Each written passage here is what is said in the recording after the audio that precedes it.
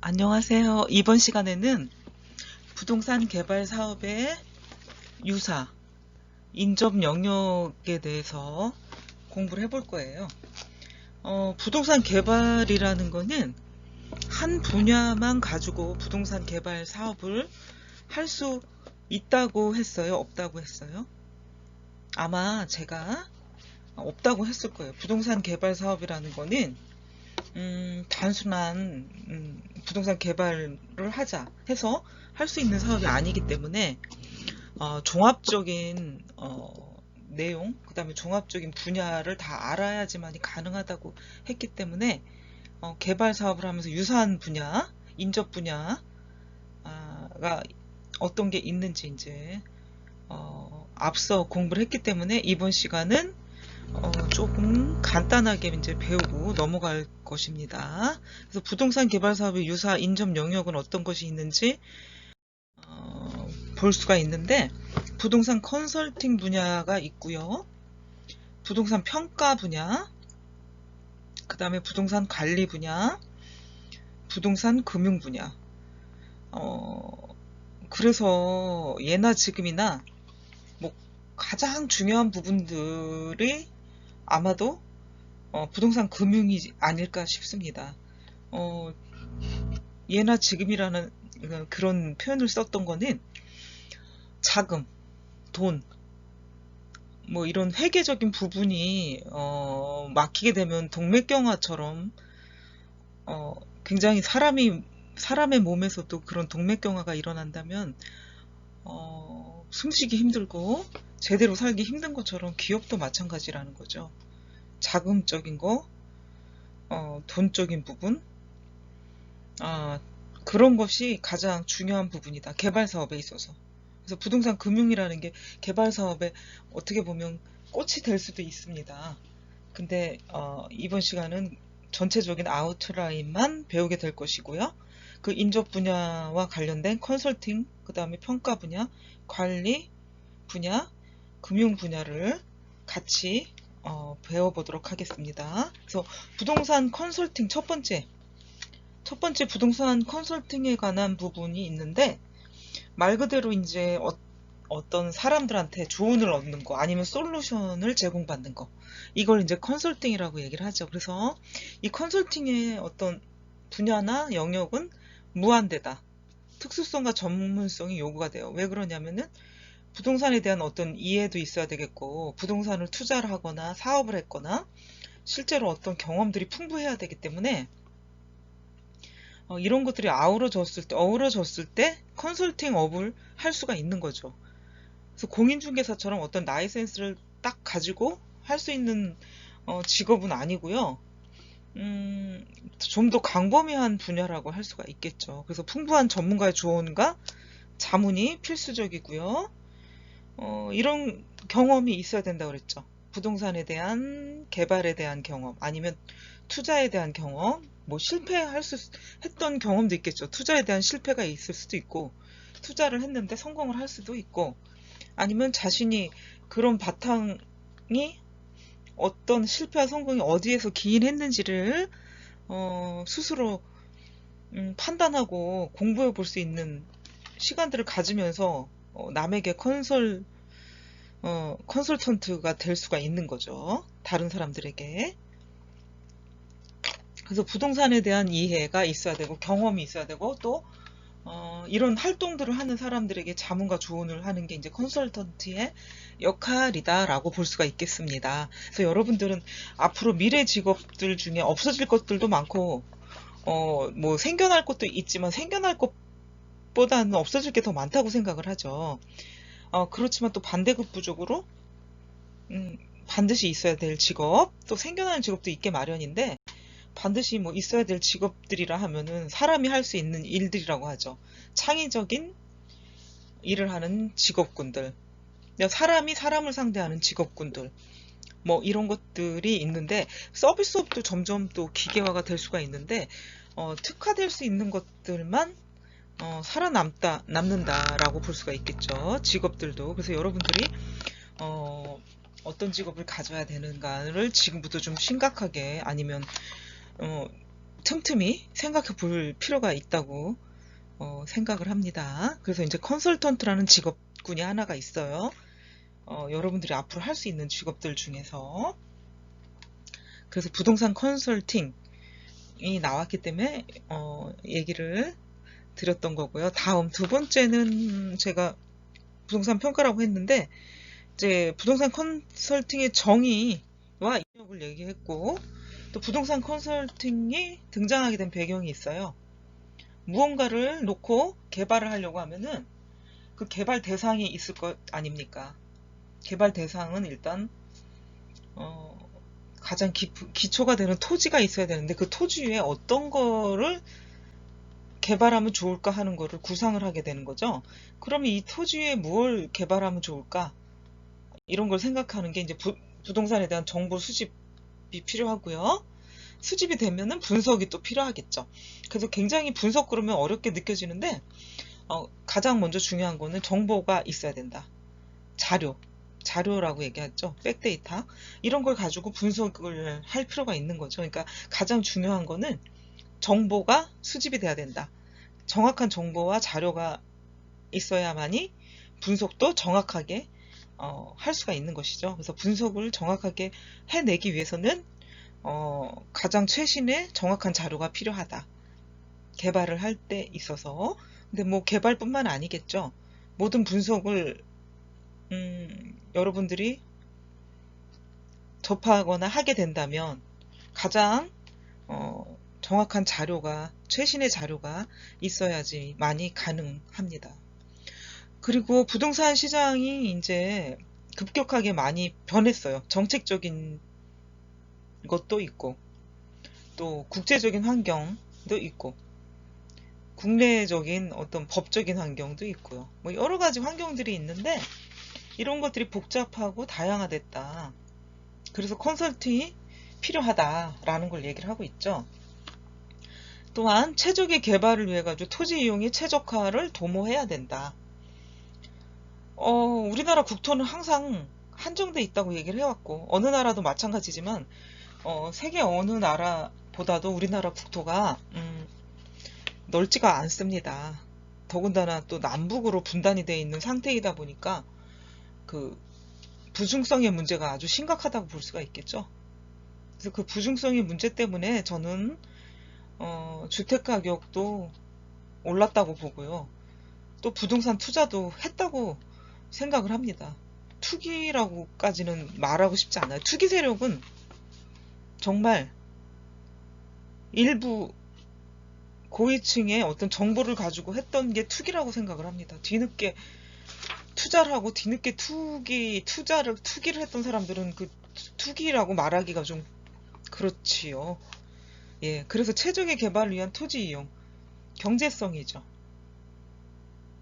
최적의 이용이라는 거는 아주 작은 땅을 가지고 규모 있게 어떻게 하면 활용을 할 수 있는지를 도모하는 게 이제 효율화, 경제의 희소성에 의해서 최대의 효과를 만들어내는 게 효율화, 토지 이용에 최적화다라고 볼 수가 있겠습니다. 그리고 예전 같지가 않아서 사업 방법도 다양해졌어요. 뭐 개인이 개발을 할 수도 있고요. 법인에서 할 수도 있고, 아니면 민간 합동으로 할 수도 있고요. 아니면 제3섹터, 제3개발해서 모든 민간, 뭐 개인, 법인 이렇게 합쳐서 할 수도 있고, 개발이라는 게 돈이 한두 푼 들어가는 게 아니죠. 특히 SOC 사업 같은 경우는 돈이 많이 들어가다 보니까 개인이 하기에는 큰 사업이고요. 또 나라에서 하기도 시간도 많이 걸리고 할 것들이 많으니까 민간에다 위탁을 하는 경우도 있고요. 여러 가지 방법들이 많습니다. 그래서 이제 그 SOC 사업 같은 경우도 아예 민간에 맡기고 몇 년간 운영하다가 다시 나라에 돌려주는 방식들이 있어요. 뭐 턴키 사업이라고 해가지고 아예 한 건설사에다 모두 일임을 하고 맡기는 경우가 이제 턴키 사업이라, 시작 개발 단계부터 마무리 단계까지 관리 단계까지 모두 맡기는 게 이제 턴키 사업이라고 얘기를 합니다. 사업 방법의 다양성, 또한 이 개발이라는 게 한번 탁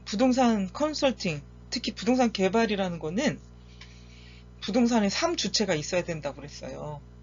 토지 소유자, 개발업자, 뭐 금융기관, 자금 조달하는 곳이 있어야 되겠죠. 예, 그렇기 때문에 이 세 주체를 기준으로 개발업자들은 많은 공부와 많은 분야가 필요한 거예요. 하나 가지고 부동산 개발업을 한다고 하면 어불성설이고 망하기가 십상이죠. 예, 그래서 토지 소유자와 개발업자, 금융기관은 이제 부동산 개발의 3주체라고 얘기를 했고요. 이 개발의 3주체는 당연히 포함이 되고, 부동산 컨설팅 영역도 마찬가지로 개발업자가 있고요. 토지 소유자가 있고, 시공회사에 관한 내용들, 기술적인 부분들이죠. 그러면은 어떤 부분이 있나? 기술적인 부분들은 뭐 토목공사, 그다음 설비공사, 뭐 이런 시공회사에서 기술 컨설팅을 받아야 될 것에 대해서 부동산 컨설팅을 받을 수가 있고요. 설계 부분도 마찬가지예요. 설계 부분, 그리고 금융 부분도 있는 거죠. 금융 부분, 금융 컨설팅. 그거는 아까 부동산 개발의 꽃은 금융이다, 자본이다, 자금이다 라고 얘기를 했기 때문에 이 부분이 가장 중요한 부분이기 때문에 컨설팅을 안 받을 수가 없어요. 그러니까 금융 컨설팅을 받고, 또 개발업자들은 투자자가 있어야 돼요. 그냥 뭐 작은 동네에서 하는 건물을, 몇 층짜리 건물을 올리는 거다, 이런 거는 뭐 개인 개발업자에게 의뢰를 해가지고 뚝딱뚝딱 하면 몇 개월이면 되지만은 큰 개발이라던가 큰 프로젝트 같은 경우는 투자자를 유치해요. 그래서 공공기관이 됐던가 개인이 됐던가 아니 뭐 민간 법인이 됐던가 이런 곳에서 투자를 받을 수가 있어요. 투자자 유치가 굉장히 중요하다. 그러니까 금융기관에서 대출을 받을 수도 있지만 투자자들에게 돈을 유치해서 받을 수가 있는 거죠. 그래서 개발업자들은 금융기관과 투자자의 유치가 얼마나 가능한지를 부동산 컨설턴트들에게 상담을 받을 수가 있고요. 또 분양이 잘 될 것인지 안 될 것인지, 임차인을 맞춰질 수 있는 건지 없는 건지, 이게 이제 한 그림으로 볼 수 있는 부동산 개발의 전체적인 모습이 될 수도 있는 거죠. 분양자가 있고 그 분양자가 직접 사용할 건지 임차인을 드릴 건지 뭐 이런 내용들까지 있는 거기 때문에 관리적인 부분까지 다 들어가 있는 거죠. 시공 후 관리 부분까지 이 표에 다 들어갔다고 볼 수 있겠습니다. 그래서 개발기획 컨설팅, 기술 컨설팅, 법적인 컨설팅, 마켓 컨설팅, 세무 컨설팅 뭐 이런 것도 다 받을 수가 있는 거죠. 자금 분야, 금융기관이나 투자자 부분에 있어서요. 그래서 그 부동산 컨설팅 영역까지 부동산 컨설팅에 대해서 이제 여러분들과 공부해 보았고요. 두 번째는 이제 부동산 평가에 대해서 공부해 보도록 하는데, 감정평가사들이 하는 일이 되겠죠. 감정평가사. 그럼 감정평가사는 언제쯤 도입이 됐나? 뭐 이런 것들에 대한 내용이 나오고요. 법이 어떻게 제정이 돼서 어떻게 오늘날 감정평가가 시작이 됐는지의 어떤 내용들이 나옵니다. 일단 부동산 평가가 어떤 건지 보면은 부동산 가격을 평가하는 활동이다. 굉장히 크게 넓게 봐서는 그렇고요. 부동산을 살 때, 팔 때. 그러면 그 사고 팔 때 그 적정 가격이 얼마인지 알아볼 수가 있어야 되는데, 부동산을 담보로 해가지고 자금 대출 받을 때 특히 은행에서 감정평가서가 필요하다고 얘기를 하죠. 그럼 여러분도 알아두셔야 돼요. 굉장히 재밌는 교과목이에요. 사실은 개발이라고 하지만 여러분들 개인들한테도 필요한 내용들이 많다고 생각을 해요. 여러분들이 평생 한 번이든 두 번이든 세 번이든 집을 살 수가 있어요. 아니면 다른 부동산을 구매할 수도 있고요. 그러다 보면 은행에서 대출을 받는 경우도 있는데, 물론 자기 돈, 순수하게 100% 자기 자금으로 구매할 수도 있어요. 그런데 여기서는 100% 자기 자금이 아닌 얼마간의 대출을 원할 때는 금융기관에서 반드시 감정평가서를 첨부해야 된다고 합니다. 그럴 때 이제 어떤 부동산을 담보로 감정평가를 하게 되는 거죠. 그럼 얼마의 금액을 대출해 줄 수 있나?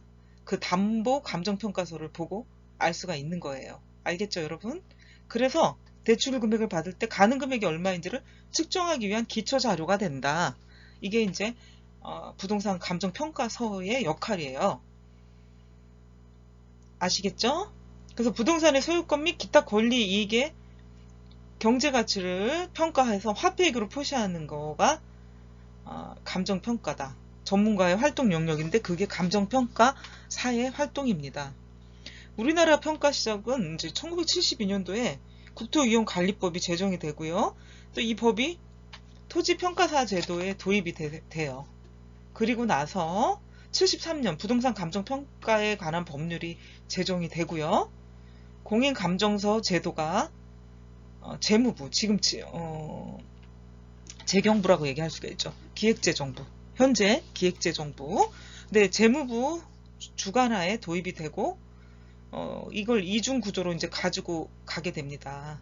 그래서 이 두 가지 제도가 계속 되다가 1989년도에 지가 공시 및 토지 등에 관한 법률이 제정이 돼요. 그래서 여기서 그때 감정평가사라는 제도가 생기면서 통합이 되죠. 그래서 감정평가사라는 제도가 만들어지고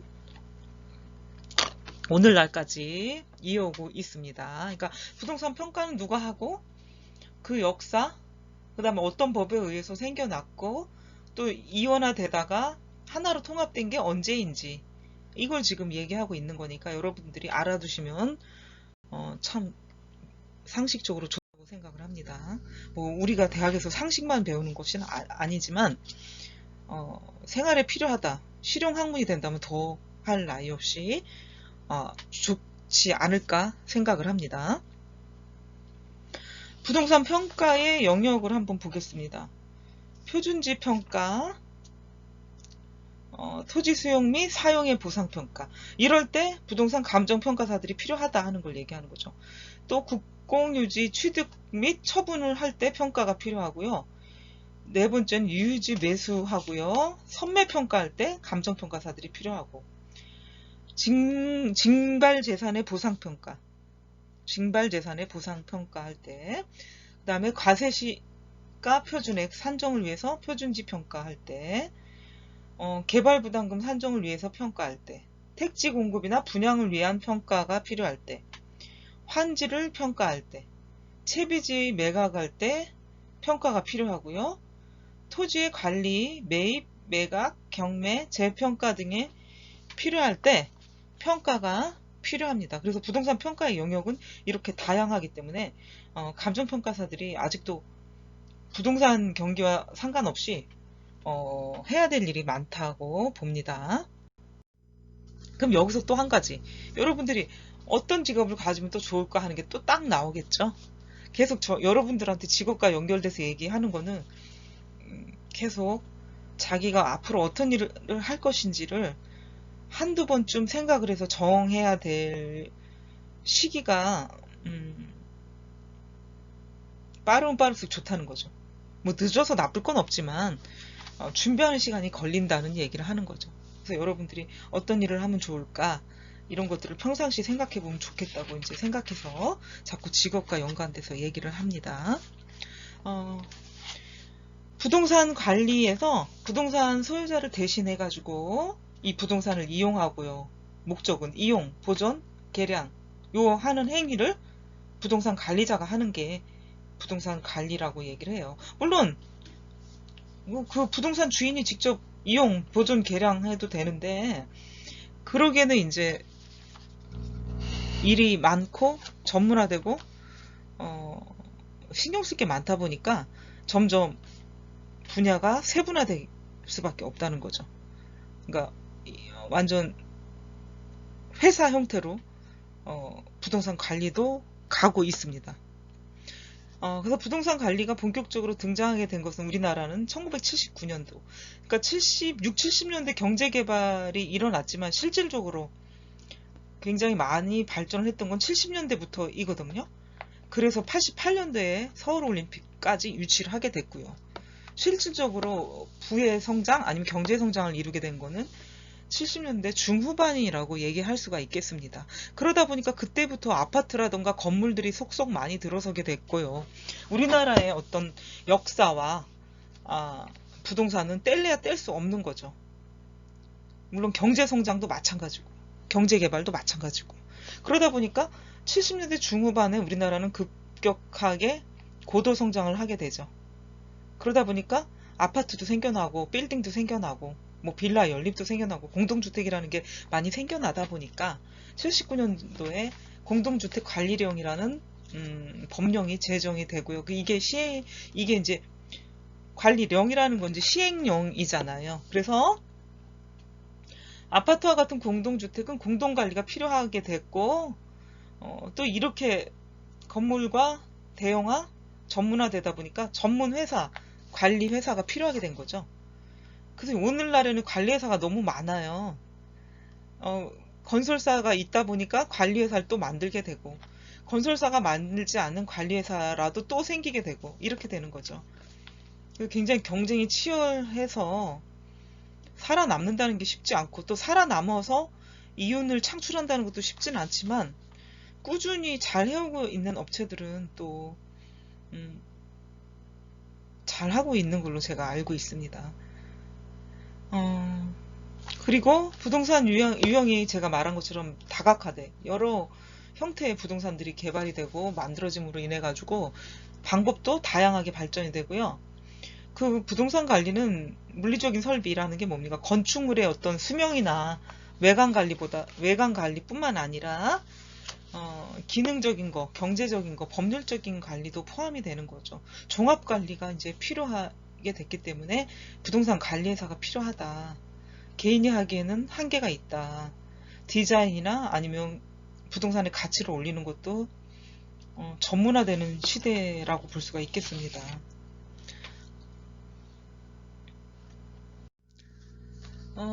그래서 부동산 관리 영역을 한번 보면은 경제 영역, 계약 관리, 권리 분석과 조정, 기술적인 관리 이렇게 해가지고 네 분야로 나누게 돼요. 그래서 경제 영역을 한번 보면은 기존에 있던 부동산을 어떻게 활용해서 수익을 낼 것인지 임대 관리 쪽 측면하고요. 또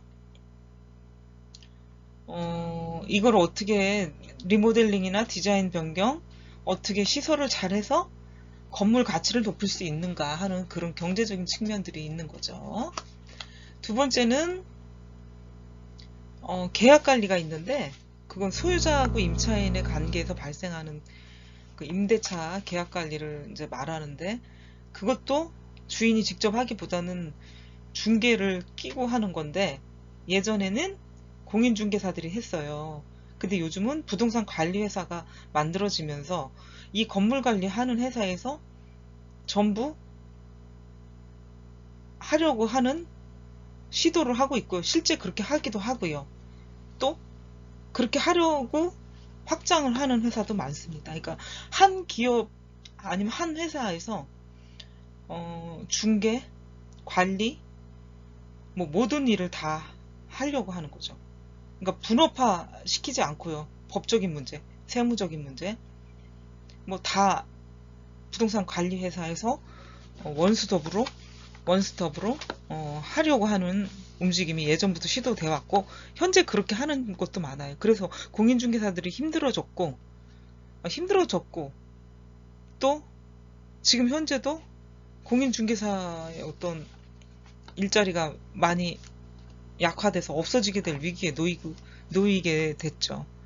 물론 이제 부동산 관리 회사에 직원으로 들어가는 경우도 있지만 자영업을 했던 대표들은 또 엄청 힘들다고 이제 하고 있거든요. 그러니까 없어질 직업들이 있고 생겨날 직업들이 있는데 사람으로 인한 사람끼리 이렇게 대면하는 직업들이 앞으로 생길 것과 없어질 것들을 잘 생각을 해야 될 거라고 봅니다. 또 세 번째는 권리 분석 있는데요. 소유권을 포함해서 이 부동산에 대한 권리에 대해서 조사를 하고 분석하는 거가 이제 권리 분석이 돼요. 그래서 이 권리 분석에 따라서 어떤 유사한 권리는 계속 보존하고 불리한 권리는 제거하거나 없애야 된다.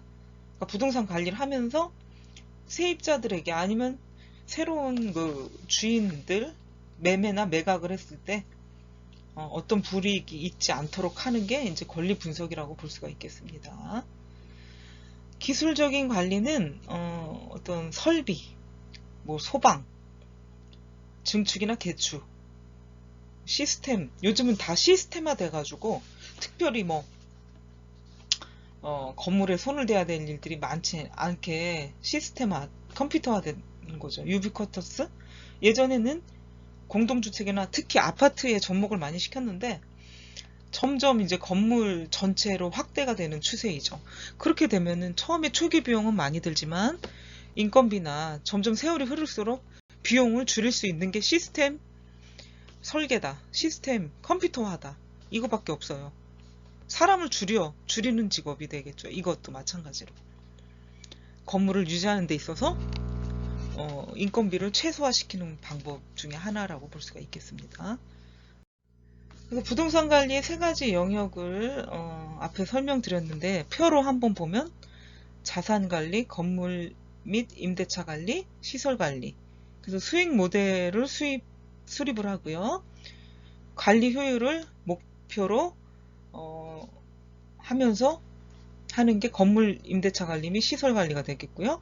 시설 관리를 하면서 관리 효율 실천에 기여한다. 그럼 건물 및 임대차 관리가 에서 수익률이 높아지겠죠. 그리고 수익의 실천이 되는 게 자산관리 가치를 높여주는 거다. 이렇게 해서 지금 계속 이렇게 사이클로 돌아가고 있습니다. 그래서 부동산 관리 영역, 세 가지 영역이 이렇게 다 상호 관련이 있다 하는 걸 여러분들이 표로 알 수가 있었습니다. 그리고 부동산 관리에서 세 가지 유형이 있어요. 크게 세 가지 유형이 있는데 직접 관리하는 방식이 있고요. 전문가에게 위탁하는 방식이 있고 이 두 가지를 혼합하는 방식이 있어요. 그래서 직접 관리는 자체 관리 방식이다 라고 할 수가 있고 전문가에게 맡긴다. 요즘의 추세라고 볼 수가 있겠죠. 직접 관리하기는 한계가 있기 때문에 뭐 꼬마 빌딩 정도는 몰라도 힘들다.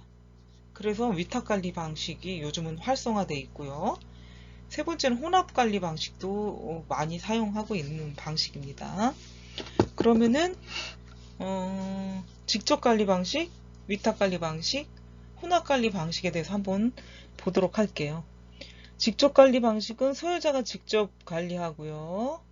특징은 가장 오래된 전통 관리 방식이고 소규모 부동산에 적합하다. 장점은 소유자의 직접 관리를 통해 가지고 하자가 발생할 때 아주 신속하게 조치를 해줄 수가 있어요. 그래서 관리하기가 좀 편하다 하는 거죠. 그리고 기밀 보완하기가 쉽다. 위탁관리나 혼합관리 방식 같은 경우 특히 위탁관리 방식은 모든 걸 다 이렇게 맡겨야 되니까 그 건물주의 모든 개인 비밀 사항도 다 오픈될 우려가 있기 때문에 위탁관리 업체와 사이가 안 좋아졌을 때 기밀 유설을 할 가능성도 있다고 봅니다. 원래 안 되죠. 법적으로 그거 되는 거 아닌데 누가 표시 내면서 상대방의 기밀을 유출합니까? 사람들의 본성은 그렇지가 않거든요. 그래서 그렇게 하지 않죠. 예, 그렇기 때문에 위탁관리 방식을 우리나라에서는 많이 선호하지 않았는데 이제 뭐 개인이 관리하기가 한계가 있는 거죠. 그래서 기밀 보안 유지가 용이하고 직접 관리 방식은 관리비가 절감이 되고 관리할 때 통제가 편하다는 거. 업무 처리가 빨리 되니까. 그리고 단점이 있어요. 전문성이 결여됐다. 그리고 약간의 어떤 관리할 때 비효율적이다. 소유자가 본업이라는 게 있을 수가 있는데 전념하지 못하고 여기에도 이제 관리에도 신경을 써야 되니까 좀 그런 게 불편하다. 그래서 이제 위탁 관리 방식으로 가는 경우가 많다고 했던 게 이제 그런 이유 중에 또 하나가 되겠죠. 또 위탁 관리 방식을 보도록 할게요. 전문 관리자가 관리 업무를 한다. 또한 전문성이 있기 때문에 최근 증가 추세로 돌아서고 있고요. 공동주택 및 대형 건물에 적합하다. 그래서 아파트 몇백 세대 이상은 관리소장이 있는 게 개인이 할 수가 없는 거잖아요. 그래서 규모가 큰 데일수록 대형 건물에 파견하거나 아니면 관리회사에서 다 파견을 하게 되는 거죠. 관리소장들을 파견을 하죠. 장점은 관리 업무의 효율성이 있고 전문성이 있고 합리적이다. 전문가의 우수한 서비스 혜택. 전문가들만 안 치게 되죠. 일단 장을 관리소장, 주택관리사에 합격이 된 라이센스가 있는 사람을 관리소장으로 안 치기 때문에 아파트들은 그래요. 뭐 오피스텔이나 빌딩들은 모르겠습니다. 빌딩 관리사도 있긴 한데 그게 공이나 됐나 그걸 잘 모르겠네요. 그리고 전문가의 우수한 서비스를 받을 수가 있고 소유자님은 본업에 전념할 수가 있다. 단점은 약간 무신경할 수가 있죠. 그렇기 때문에. 그래서 단점 한번 보겠습니다. 우리나라는 전문 관리업체 역사가 짧기 때문에 신뢰 있는 전문 관리업자 확보가 쉽지가 않다는 거야. 그런데 이제 계속 우리가 뭘 정보를 입수하다 보면 그래도 잘하는 업체가 나오기 마련이거든요. 그래서 자꾸 이제 시간을 좀 가지고 알아보고 이래야 되겠죠. 관리업체가 영리만 추구하다 보니까 부실 관리를 초래할 수가 있고요. 그 다음에 관리업체 통제 한계가 있고 기밀 보안 유지가 용이하지가 않다는 거죠.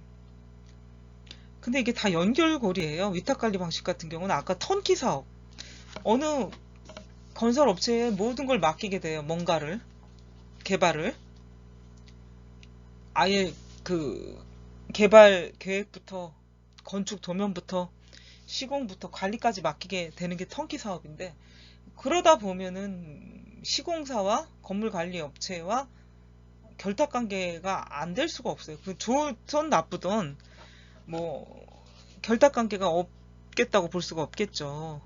그러다 보면 거기에서 생기는 비용들의 처리 문제, 비용들 때문에 부실관리가 생기거나 수익이 나지 않기 때문에 수익을 내려다 보니 그러니까 싼 관리비가 또 문제가 되겠죠. 그러니까 싼 관리비는 결국은 소비자들에게 좋지 못한 서비스를 제공받게 되는 원인인데 자꾸 싼 거 찾는 것도 또 문제가 있다 생각이 들어요. 그러니까 시공사와 관리업체의 그러니까 관계도 잘 따져보는 게 중요하다고 보겠습니다. 그런데 현재 우리나라의 그 관리 방식은 그렇게 지금 행해지고 있는 게 대부분이죠. 처음에 건물 지었던 시공사나 대표께서 관리 업체를 선정을 합니다. 예, 그런 모순이라기보단 그런 모습으로 가고 있기 때문에 어떤 거기에서 오는 불합리성도 있다고 봅니다. 혼합 관리 방식을 보겠습니다. 관리 업무의 일부만 위탁을 한다. 이거는 약간 과도기적인 관리 방식이고요. 대형 건물에 적합하다. 그러니까 대형 건물에서 잘할 수 있는 거는 직접 하고 힘들다? 아니면 의뢰를 해가지고 더 수익이 난다? 그러면은 위탁을 하는 겁니다. 어차피 비용이 많이 들어가서 절약을 하고 싶으면 직접 하는 방법도 있기 때문에 일부분만 직접 하게 되는 거죠. 관리 업무에 강한 지위, 통제력이 가능하고요. 일부 업무만을 위탁해가지고 전문성을 확보할 수가 있고 자기 관리에서 위탁 관리로 이행하는 과도기적인 어떤 단계이다. 근데 이럴 경우는 소재가 분명하지가 않고요. 전문 관리업자의 전문성을 충분히 활용할 수는 없다. 자영 관리 요원과 위탁 관리 요원들 간에 원활한 관계 유지가 어렵다는 거죠. 그러니까 운용 미숙이 되고요. 운용 미숙으로 인해서 직접관리와 위탁관리단의 단점이 약간 노출될 수가 있다는 게 혼합관리 방식의 단점이 되겠습니다. 그러니까 여기서 나는 어떤 방식이 낫겠다. 그래도 혼합관리 방식이 낫겠다 하면 그 방법을 택해야 되고, 전혀 신경 쓰고 싶지 않고 건물을 위탁해야겠다. 뭐 이런 위탁관리 방식 이렇게 채택을 하게 되는 거죠.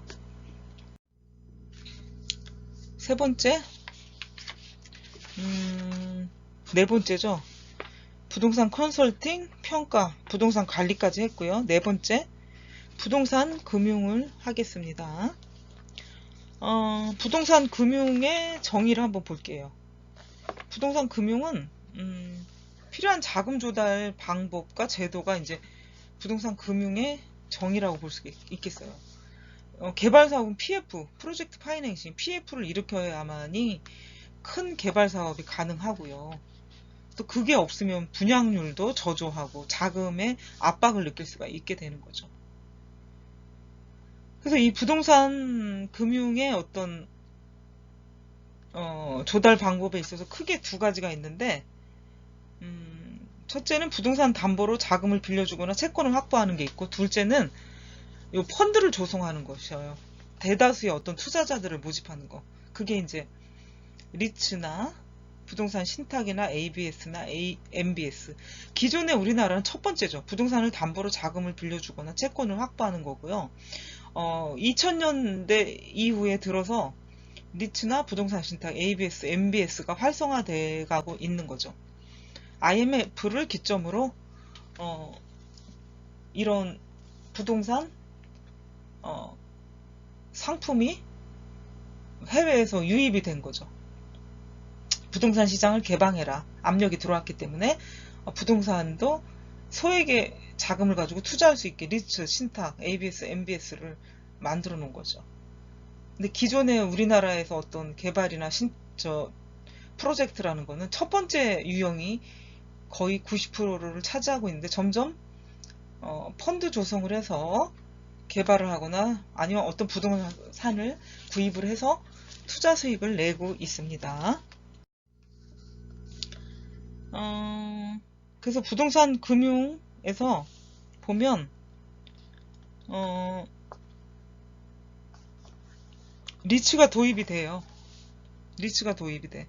1997년 IMF 이후에 1999년에 법을 만들어서 2000년도부터 이제 리츠라는 게 도입이 되는데, 이게 간접 투자 방식이라고 얘기를 했죠. 그래서 부동산 전문 회사를 통해 가지고 펀드나 리츠가 발행이 되고요.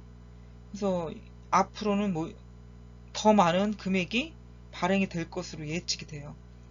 처음엔 작은 금액이었지만 이제는 60조 원에 이른다고 얘기를 하죠. 그래서 자산 유동화 증권 뭐 이렇게 얘기를 하고 있죠. 그래서 그 리츠라는 거는 볼게요. 부동산 투자 회사가 있어요.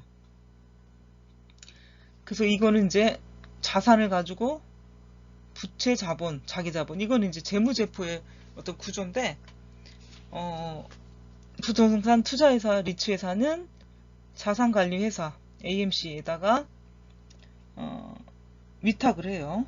부동산 관리, 부동산 투자 자문을 하게 되고, 그래서 위탁 운용을 하게 되죠. 부동산 투자 회사가. 그리고 은행이나 부동산 신탁사는 자산 보관 기관이 돼요. 그래서 우리가 부동산 신탁 회사가 많죠.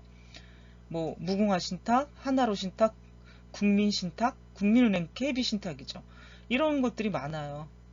은행, 부동산 신탁사, 보관 수수료를 내고 부관을 하고요. 그 다음에 사무수탁사, 신탁 경영 은행 등이죠. 사무수탁 수수료를 내고 사무를 수탁해주는 회사가 있고, 투자자가 있어야 되겠죠. 투자자산. 투자를 하면 임대료를 내서, 아니 투자를 하면 여기서 그 어떤 부동산을 개발한다거나 사가지고 수익을 내요. 그러면은 투자 수익을 나눠주게 되는 거죠. 그리고 판매사, 증권을 판매를 하게 돼요. 투자자 그룹이 있어야 되겠죠, 먼저. 투자자 그룹은 개인이나 기관 투자가 아니면 공공기관이 되는데, 이게 이제 증권사에다 하게 되면 증권사는 증권을 판매하게 되죠. 이게 자기 자본이 되는 거고요. 그래서 이 리츠의 어떤 발행 구조도가 나오고 있어요. 투자회사, 투자 자산이 있어야 되고, AMC, 자산관리회사가 있어야 되고, 은행과 신탁사가 있어야 되고, 투자해주는 곳이 있어야 되고, 그 투자자들은 증권사에서 돈을 받아서 증권을 판매를 하죠. 네, 그것이 이제 리츠의 구조도가 되겠습니다.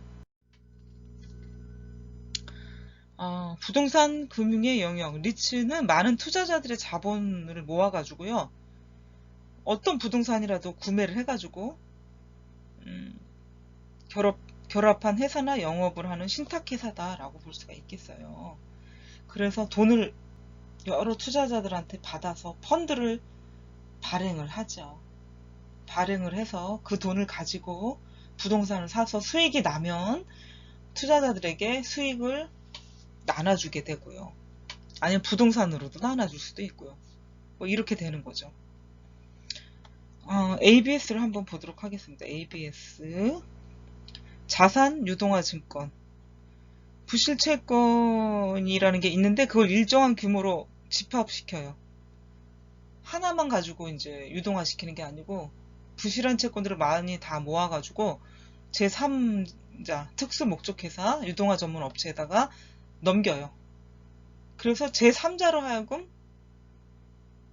담보로 증권을 발행하고요. 대금을 조달하는 자산 매각 방식이다. 이 부실 채권을 주고 그러면 그 부실 채권을 받은 회사는 담보로 가지고 있고 증권을 발행해서 돈을 만들어요. 증권을 발행해서 돈을 만들면 그 만든 돈을 개발회사에게 조달을 하는 방식 아니면 자산을 매각하는 방식이다 라고 볼 수가 있겠죠. 이거는 자산 유동화에 관한 법률에 의거해서 한국자산관리공사 캠코에서 전담을 하는 방식이 되겠죠. 자산 유동화 증권 ABS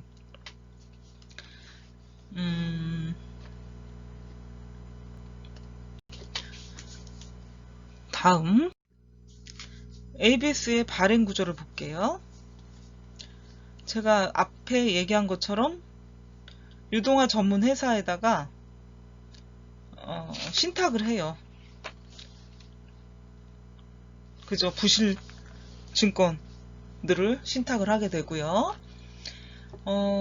일반 투자자들은 유동화 전문 회사에다가 신탁을 해요. 증권을. 그래서 이 회사는 자산이나 금융기관 기타에다 넘겨서 여기서는 다시 돈을 주게 되고 어떻게 하고요? ABS를 인수해서 평가를 하고 다시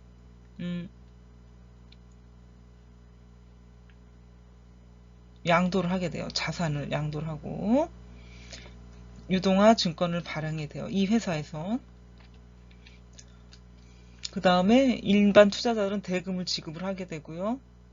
여기서도 마찬가지로 대금을 지급을 해요. 이러고 이제 금융위원회에서 사후관리를 하게 되고요. 요 ABS 발행 구조는 이렇게 된다고 볼 수가 있겠죠. 그러니까 돈이 유동화 계획을 등록을 하고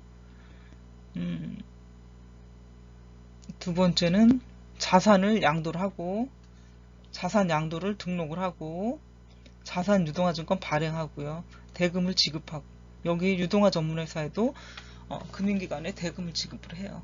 그래서 이렇게 ABS 발행 구조를 여러분들이 볼 수가 있었어요. 업무 수탁 이런 거는 이제 여러분들이 한번 보시면 되겠고 중요한 거는 일반 투자자, 유동화 전문회사, 금융기관에서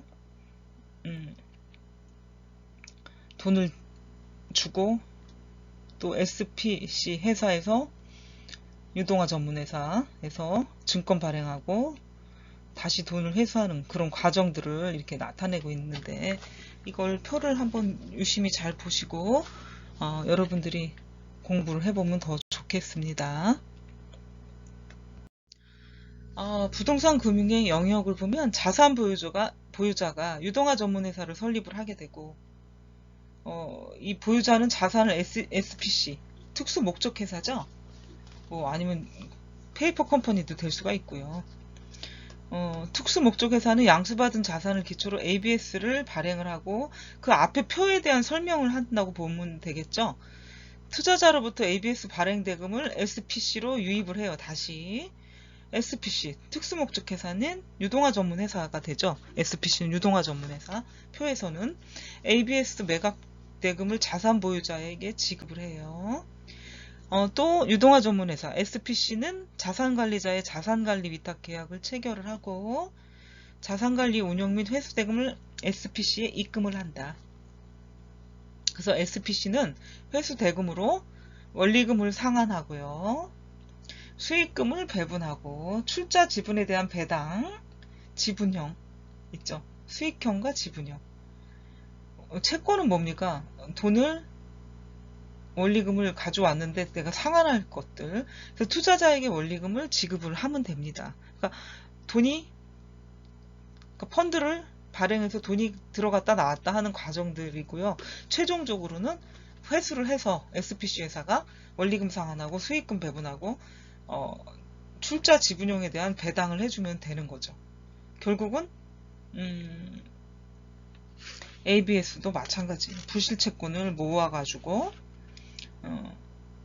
유동화 시켜서 그것이 현금화 회수가 되면 수익금을 나눠주는 형태다라고 볼 수가 있겠습니다. MBS를 한번 볼게요. MBS 모기지, 패키드, 세크리트거든요. 그래서 MBS라는 게 이제 주택 저당 대출하고 똑같은 얘기예요. 그래서 여기 보시면 주택 저당 증권이라고 얘기가 나오죠. 그러니까 한국주택금융공사 코모코라고 얘기를 해요. 여기서 금융위원회에 양도 등록 신탁을 하고 금융위원회에서 OK 하면 금융기관에다가 양도대금을 주고 금융기관에서는 주택저당권을 한국금융공사에 또 양도를 하게 돼요. 그래서 여기서는 MBS를 발행을 하게 되죠. MBS, 모기지, 패키드, 세크리트. 이거는 이제 시장에다 내다 파는 거예요. 내다 팔아서 바로 현금화 시키는 거죠. 여기서 내다 팔면 판 돈을 다시 이제 금융기관에 지급을 하게 되겠죠. 그래서 투자자는 발행을 하게 되고요. 그 주택공사에서는 투자자에게 다시 지급보증부 MBS 발행을 해주게 되고요. 이런 관계, 발행 구도를 나타내고 있어요. 그리고 여기 금융기관과 차입자의 관계는 차입자는 주택 저당 채권을 금융기관에서 가지고 있게 되는데 그리고 대출을 해주게 돼요. 은행에서는 이 금액이 대출을 해준 금액이 뭐예요? 차입금, 그러니까 외상 매출금 받을 돈으로 남아 있으니까 회수 기간이 너무 길답니다. 보통 20년, 30년 장기 저리로 모기지를 해줘요. 주택 저당 대출을 해주게 돼요. 그러면 은행은 20년, 30년 동안에 현금을 회수하기가 힘들죠. 물론 매달 뭐 원리금 균등 상환이나 원금 이자 상환 해가지고 은행에서는 그 돈을 받는데 큰 돈을 내주고 작은 돈을 조금씩 받기 때문에 너무 은행 경영난에 시달릴 수도 있고 현금이 돌지가 않기 때문에 제3 저당 채권 시장에다 내다 팔게 되죠. 은행, 일반 시중은행이. 그게 바로 한국주택금융공사에다가 의뢰를 해요. MBS 발행을 해서 시장에 내다 팔게 하라고. 거기서 그러면 발행을 해서 내다 팔면은 금융기관에 돈을 돌려주게 되는데 물론 이자를 받고 뭐 돌려주게 되겠죠. 예, 그래서 빨리 원금 회수가 된다는 장점이 있기 때문에 MBS를 발행하게 되는 거죠. 유동화에 역량이 많다는 거예요. 유동화. 장기적으로 현금을 대출해주기 때문에 현금화하기 쉽지 않은 것을 단기간 내 유동화시키는 거죠. 시중은행에서. 예, 그게 MBS 발행을 하는 목적이라고 볼 수가 있겠습니다.